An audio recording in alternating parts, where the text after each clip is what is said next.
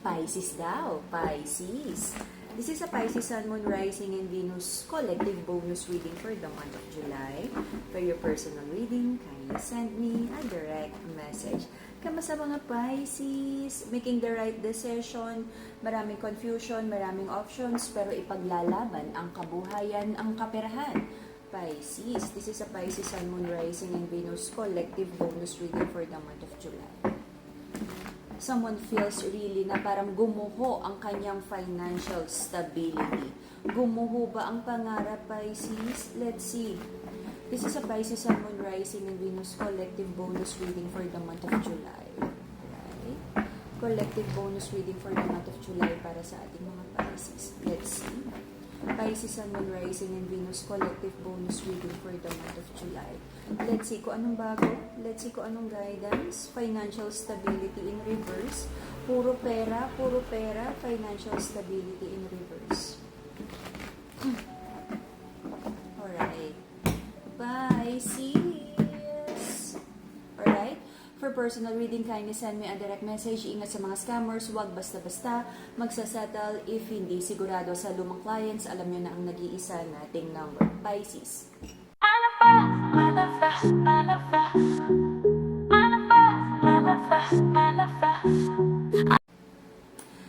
Trying to detach sa mga bagay na mahirap, masakit, mga non-negotiables for you.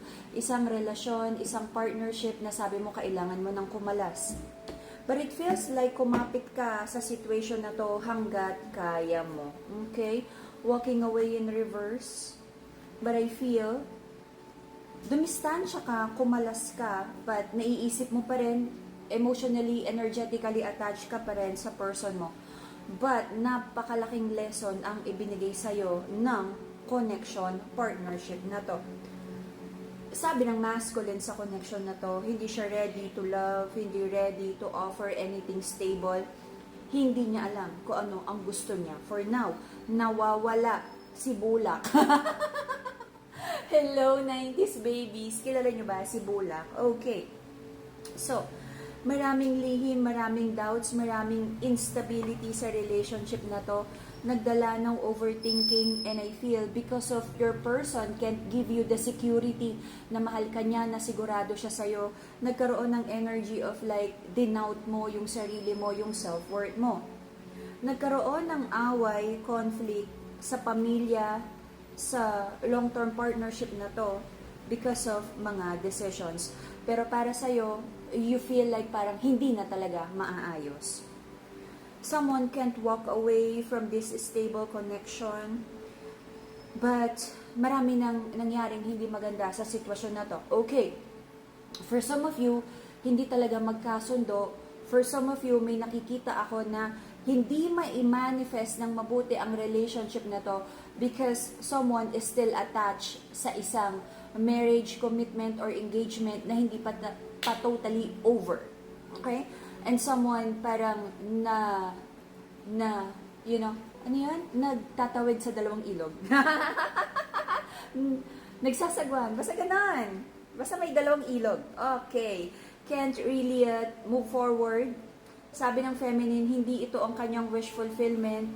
Kinausap niya ang kanyang masculine, ang kanyang partner, na wala tong patutunguhan. Hindi talaga nag-move forward. So I feel, nagkaroon naman ng communication. Sabi ng masculine, marami siyang iniisip about buhay, stability. So hindi talaga siya makafocus for now sa relationship. Marami din siyang iniisip sa kabuhayan. Plano, saan ba siya papunta? Ano bang gusto niya? Sa Pilipinas? Mag-abroad? Ano ba? Magnegosyo?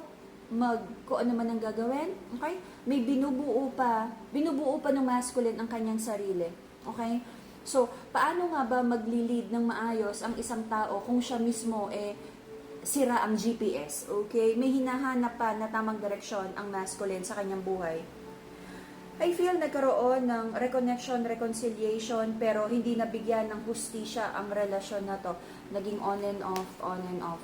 Someone still wants to reconnect, but I feel kahit magkaroon ng reconnection, kung hindi babaguhin ng ugali at kung hindi pa rin ready yung isang person or both of you, wala pa rin mangyayaring magandang outcome. Okay?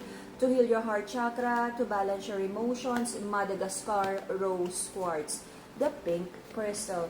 For mental clarity and stronger connection with the divine, Amethyst, the purple crystal. Okie dokie.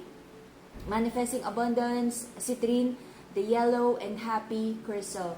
If you want, meron tayong combination of love and money. Okay? Naka-charge, naka-cleanse kasi yung ibang crystal. So, papakita ko na lang, meron naman dyang slideshow. Okidoki. So, the reason for the reading is the full card in reverse. Marami nang natutunan sa relasyon na to, and I feel, kilala nyo na yung isa't isa. Ano, yung mga kahinaan, strength ng bawat isa, mga topak ng bawat isa. Because of that, I feel nagdala ng sadness yung mga disagreements sa relationship na to. Marami ding bagay na hindi mapagkasunduan. Kung may anak na involved, I feel yung anak ang sobrang kinoconsider kung talagang hindi kakayaning ayusin ang relationship na to. Recent past, meron ditong mga plano para sa mga Pisces, plan A, plan B, ano na ba daw talaga ang dapat gawin. Nahirapan pa rin kumalas, gustong bumalik, nagpaplano pa rin bumalik, recent past. Okay? Kung may mga inaayos about finances, I feel for some of you, nagkakaroon ng redirection on how to regain yung wealth, maibalik yung ipon, maayos ang negosyo, makuha yung promotion, okay, anything about pag-ayos ng financial plans. Prayers and manifestations, still sabi ng mga Pisces, sana maging maayos ang relasyon na to, tong partnership na to.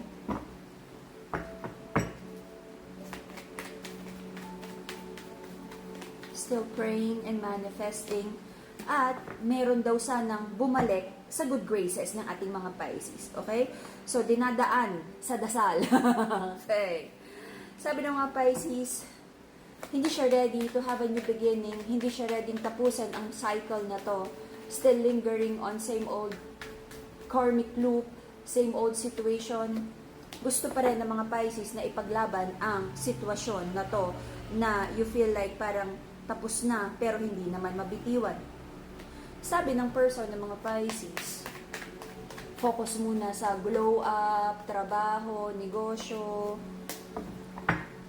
Sobrang nasaktan at hindi na rin ready to love. I feel nagkasakitan kayong dalawa.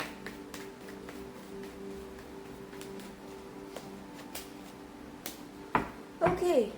I feel nagkaroon ng decision dito. The masculine and disconnection, I feel meron siyang in-entertain na iba pang, sabihin natin, potential love partner at nagkaroon na ng pagpili. Okay? Sino ang nagwagi? Kung ako, at ilalagay ako sa options, no thank you, wag na, kayo na lang, magsama kayo, ganun. Okay? So, meron dito nga doubts kung hanggang saan pa ba kakayanin ng mga Pisces ang kanyang mga pagsubok sa buhay. But you know, marami nang pinagdaanan ng mga Pisces na challenges at sabi mo, kakayanin mo naman to. Right? For protection, anti-evil eye, grounding of your energy, Madagascar Black Tourmaline, the black crystal. Meron din tayong the Nazar, the evil eye bracelet for anti-evil eye to ground your energies. Okie dokie. Marami pa ring malabo dito kung kakayanin pa ba if bigyan ng another chance ang relationship na to. I feel until the end of October, may i-entertain na bagong love connection ng ating mga Pisces. Congratulations, Pisces! May bago ka na namang pag-ibig. Sana all. Alright! At ang nagwagi ng bagong pag-ibig, okay, dokie.